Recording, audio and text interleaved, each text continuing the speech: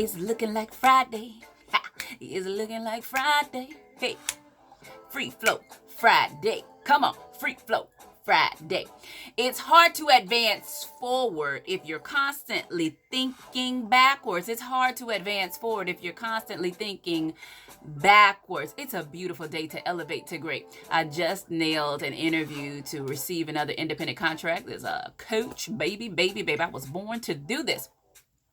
But I want to share a few insights as it relates to how we deal with our negative internal beliefs. My goodness, we got to handle these thoughts. So I'm pulling up my book, Mindfulness. I often tell my clients, imagine you have this mountain. And in this instance, the mountain is going to represent the negative thought, I'm afraid of making a mistake. What happens is, if we don't deal with that thought, that's the root, all these branches are going to start growing. You're going to keep adding on to that one thought. I'm afraid of making a mistake is where we start. Then nobody is going to want to work with me. You just keep adding on, right? How do we deal with this mountainous thought that seems insurmountable? We've got to level the mountain. When we bring the mountain down, it only comes down as we're elevating our state of consciousness with higher beliefs. Supportive thoughts. The more we bring them up, the smaller the mountain gets, and ultimately it becomes a pebble in our hand. Now you got the power. But see, clients don't want to do this work because they just want to keep looking at the mountain, keep talking about the mountain. It's so big and it just keep growing, and that's not solving the issue, right? So you've got to grow. You've got to expand. Expand or you're going to shrink. Expand or you're going to shrink. And I heard a client say it today. She said, I want to run away. Where you going, girl? She want to run away from the problem. You were created to lead. You were born to lead. You're in the leading role. And now she's up for promotion, which means a higher role of leadership.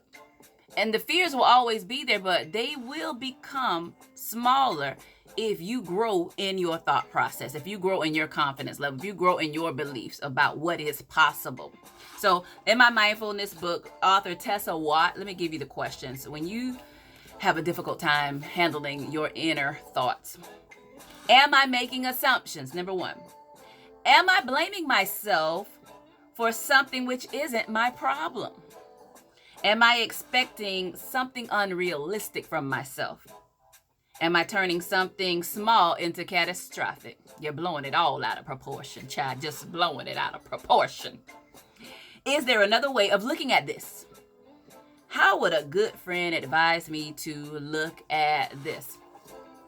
So as you reflect over your week, ask yourself, what is necessary in order for you to operate at a higher level of consciousness, in order to do things differently? Believe you me, there is no judgment from my end because I'm working on myself every single day.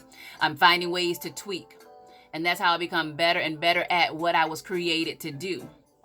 Self-love is an artistic expression of lavishly giving yourself what you deserve. There are no rules to how much you can love you.